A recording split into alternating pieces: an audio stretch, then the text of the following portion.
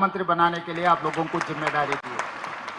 ये जिम्मेदारी में आगे पीछे कोई भी किए 19-20 कोई भी किए उनके लिए दूसरी नौकरी तैयार है, मगर जिला अध्यक्ष तो खाली करना पड़ता, क्योंकि मैं 3 साल काम किए। मैं मेरा वर्किंग प्रेसिडेंट उसी दिन बोले जिस दिन मैं जिम्मेदारी लिए 6 महीने के बाद, भाई 3 साल मैं काम करूंगा, 3 साल के अंदर एक असेंबली इलेक्शन एक पार्लियामेंट इलेक्शन 3 साल के अंदर आ जाएंगे। जो मेरा मेहनत है, जो मैं कामयाब हो सकता हूँ नहीं हो सकता हूँ, रिजल्ट देके मैं कामयाब भी हुआ मैं जिम्मेदारी से हटता हूँ, कामयाब नहीं हुए तो भी मैं जिम्मेदारी से हटता हूँ बोल के मैं बात दिए थे। उस हिसाब से 3 साल बराबर मेरा रेजिग्नेशन लेटर ఏఐసిసి में दिया। మిత్రులారా, గొప్ప అవకాశం కాంగ్రెస్ పార్టీ అధ్యక్ష బాధ్యత, ముఖ్యమంత్రి కూడా కావచ్చు మంత్రులు కూడా కావచ్చు, కానీ కాంగ్రెస్ పార్టీ అధ్యక్షులు కావడం అనేది అది అంత సులువైన విషయం కాదు। మీకు ఇంటి దగ్గర కూర్చున్న మీకు మీనాక్షి గారు తెచ్చిచ్చినందుకు మీకు ఏమన్నా దాని విలువ తక్కువగా అనిపిస్తుందేమో, కానీ మాకు తెలుసు దాని విలువ ఏందో। జిల్లా పార్టీ అధ్యక్షుడు అనేది పార్టీకి పెద్ద దిక్కు, కుటుంబ పెద్ద, అందరినీ సమన్వయం చేసుకున్న బాధ్యత। వయసు కాదు ఇది, సమయస్ఫూర్తి కావాలి। చాలామంది యంగర్ జనరేషన్కి డిస్ట్రిక్ట్ పార్టీ ప్రెసిడెంట్స్ వచ్చినాయి, యంగర్ జనరేషన్ కాబట్టి ఎవరి దగ్గరకు పోయినా మీరేం నామోషిగా ఫీల్ కాకండి। ఇవాళ ఓటు అడుక్కోనికే సర్పంచ్ కింద మీరు నిలబడతారంటే గుడిసెకు పోయి కడుపులో తలకాయ పెట్టి కాళ్ళకి దండం పెడుతున్నాం ఒక్కొక్క ఓటు కోసం। ఓ నాయకుడు 30 ఏళ్ళ నుంచి 40 ఏళ్ళ నుంచి పార్టీకి ఇస్తే కొంచెం మనసు నొచ్చుకుంటే ఇంటికి పోయి కూర్చోండి, మాట్లాడండి, చెప్పుండ్రి, ఒక అవకాశం వచ్చింది మీరు సహకరించమని మాట్లాడుండ్రి।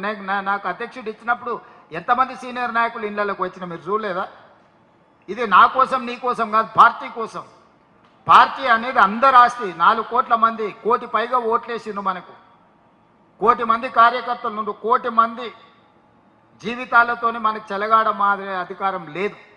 ఇది ఒక పెద్ద బాధ్యత, ఈ బాధ్యతను మనము నిర్లక్ష్యంగా నిర్వహించడానికి వీల్లేదు।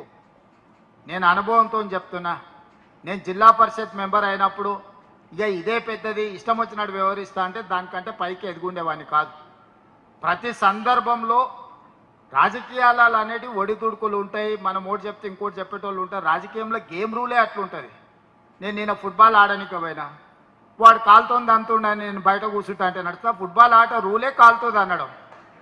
రాజకీయాలలో కూడా కాళ్ళలో కట్టె పెట్టేది గేమ్ రూలే, ఎవరో ఒకరు పెడుతూనే ఉంటారు, కట్టె తీసి పక్కన వేసుకొని ముందలుకోవాలి, కానీ నా కాళ్ళలో కట్టె పెట్టి నేను బోర్లో పడతా, ఇక బోర్లో పడ్డా కాబట్టి నేను లేవను, మళ్ళా మీనాక్షి మేడం మహేష్ గౌడ్ గారు వచ్చి మాకు చేయబట్టి లేపాలంటే ఇది కుదరదు। అధ్యక్ష స్పష్టత ఉంది కదా, రాజకీయాలలో ఒక ఫండమెంటల్ ఒక బేసిక్ రూల్ ఉంటుంది, ఎవరో ఒకరు వచ్చి కాళ్ళలో కట్టె పెడుతుంటారు, దాన్ని ఏం మీరు పెద్ద సమస్యగా చూడకండి, అందరికీ ఉంది ఆ సమస్య। ఏఐసిసి అధ్యక్షులు రాహుల్ గాంధీ గారికి అప్పుడప్పుడు G23 అని శతకాలు పెడుతుంటారు, దేశం కోసం సర్వం ఇచ్చిన గాంధీ కుటుంబం మీదనే కాగితాలు పెట్టే పార్టీ, అంత స్వేచ్ఛ ఉంది కాంగ్రెస్లో। కాంగ్రెస్లో స్వేచ్ఛ ఉంది కాబట్టి 140 ఏళ్ళైనా కాంగ్రెస్ పార్టీ ఉంది। స్వేచ్ఛ లేకపోతే మిగతా రీజనల్ పార్టీ లాగా, జనతా పార్టీ లాగా, మిగతా పార్టీ లాగా ఎప్పుడో మూత పడుతుండే। ఇందులో అన్ని రకాల మనస్తత్వాలు ఉన్నోళ్ళు ఉంటారు। హిందువులలో ఎన్ని దేవతలు ఉండరు, ఎంతమంది దేవుళ్ళు? 3 కోట్లు ఉండరా? ఎందుకున్నాయి? పెళ్లి చేసుకోవడానికి హనుమంతుడు ఉన్నాడు, 2 పెళ్ళిళ్ళు చేసుకునేటోనికి ఇంకొక ఆయన దేవుడు ఉన్నాడు, మందు తాగేటోళ్ళకి ఓ దేవుడు ఉన్నాడు, ఎల్లమ్మ, పోషమ్మ, మైసమ్మ, కళ్ళు కొయ్యాలి, కోడి కొయ్యాలి అనేటోళ్ళకు ఉండరు, పప్పన్నం తినేటోళ్ళకు కూడా దేవుడు ఉండు, అవునా? అన్ని రకాల దేవుళ్ళు ఉన్నారు। కాంగ్రెస్ పార్టీ కూడా అన్ని రకాల మనస్తత్వాలు ఉండే, అన్ని రకాల మనుషులను కలుపుకొని పోయే పార్టీ కాంగ్రెస్ పార్టీ। దేవుడి మీదనే మనకు ఏకాభిప్రాయం లేదు।